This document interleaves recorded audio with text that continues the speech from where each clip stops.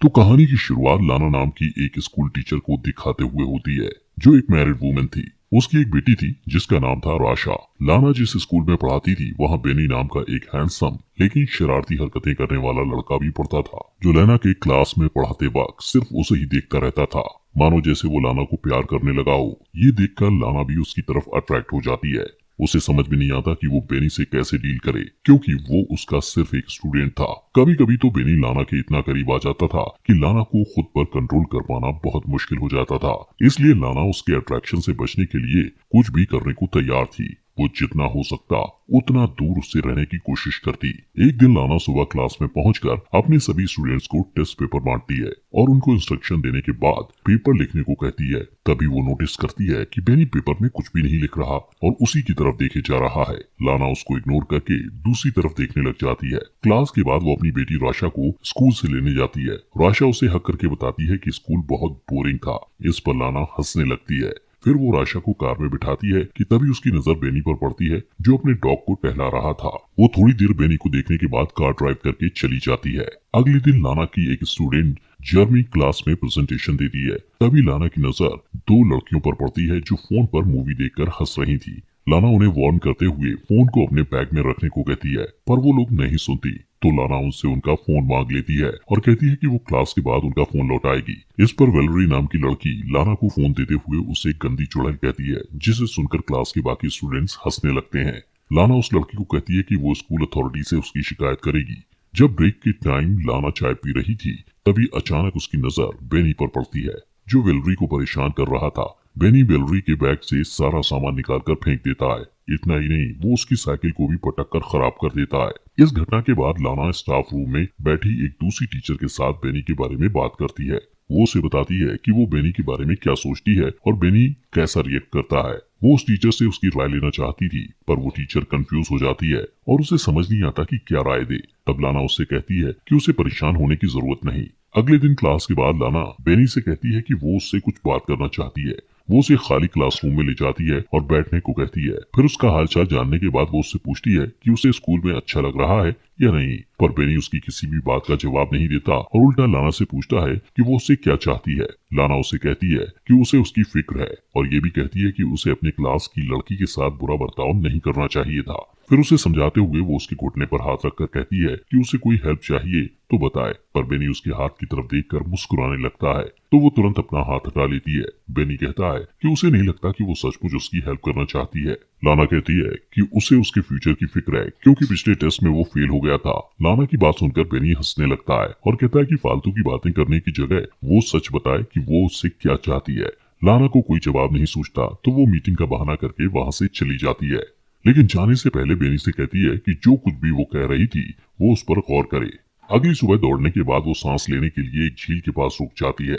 Scene shift होता है और क्लास के बाद वो देखती है कि बेनी का बैग जमीन पर पड़ा था। वो आसपास नजर दौड़ाती है कि कोई उसे देख तो नहीं रहा। फिर वो बेनी के बैग से उसका स्वेटर निकालकर सूंघती है और वापस बैग में रख देती है। फिर दरवाजा खुलने की आवाज सुनकर वो वॉशरूम में चली जाती है और वहां झुककर नल से पानी पीने लगती है। इसके बाद जैसे ही वो उठती है, अपने सामने बेनी को देखकर नर्वस हो जाती है। बेनी उसके बाएं को पकड़ लेता है और उसका हाथ हटा देती है, पर बेनी मुस्कुराते हुए दोबारा वही हाथ रख देता है और आगे बढ़कर उसकी गर्दन पर किस करता है। वो उसकी बाहों में खो जाती है, पर तुरंत ही होश में आकर उसे रोक देती है और कहती है कि उन दोनों के बीच दोबारा ये सब नहीं होना चाहिए, और उसे धमकी देती है कि वो इसके लिए उसे स्कूल से निकलवा भी सकती है। वो बेनी से कहती है कि वो आग से खेल रहा है और जैसे ही जाने के लिए मुड़ती है, बेनी चिल्लाकर कहता है कि वो ये सब करना चाहती है, पर लाना कहती है कि वो अपने किसी भी स्टूडेंट से प्यार नहीं कर सकती। अगले दिन स्कूल के हॉलवे में बेनी लाना से कहता है कि वो क्लास के बाद उससे मिलना चाहता है, पर वो मिलने से इनकार कर देती है। बात करते हुए वो लोग स्टेयर्स की तरफ चले जाते हैं। लाना कहती है कि उन दोनों के बीच जो कुछ भी हुआ था इसके लिए वो शर्मिंदा है। वो बेनी से कहती है कि वो उसका ख्याल अपने दिल से निकाल दे।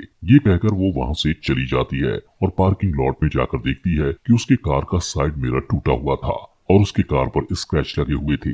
फिर वो कार में बैठकर रशा को लेने के लिए उसके स्कूल जाती है, जहाँ बैठकर वो बोर हो रही थी। सीन शिफ्ट होता है और हम लाना को अपने घर पर गार्डनिंग करते हुए देखते हैं। उसका हस्बैंड वार्ड उससे पूछता है कि उसकी कार को स्क्रैच कैसे लगा, तो वो कहती है कि वो एक लैंप पोस्ट से टकरा गई थी। वार्ड उससे पूछता है कि लैंप पोस्ट से इस तरह के स्क्रैच कैसे हो सकते हैं, तो वो कहती है कि कभी कभी ऐसा होता है। फिर वो लाना से कहता है कि उसकी चाय ठंडी हो रही है और वहाँ से चला जाता है। अगले दिन लाना क्लास में अपने स्टूडेंट्स को इंटर्नशिप के लिए एक लेटर लिखने को कहती है और सबसे पूछती है कि किसी को कोई सवाल करना है। इस पर बेनी हाथ उठाकर उससे सवाल करता है कि क्या वो स्कूल में जॉब छोड़ना चाहती है, क्योंकि उसने उसे हेड मिस्ट्रेस के पास जाते देखा था। उसकी बात पर पूरी क्लास हंसने लगती है। तब लाना कहती है कि वो हेड मिस्ट्रेस को उसकी रिपोर्ट करेगी। इस पर बेनी कहता है कि लाना को हेड मिस्ट्रेस के तलवे चाटना पसंद है।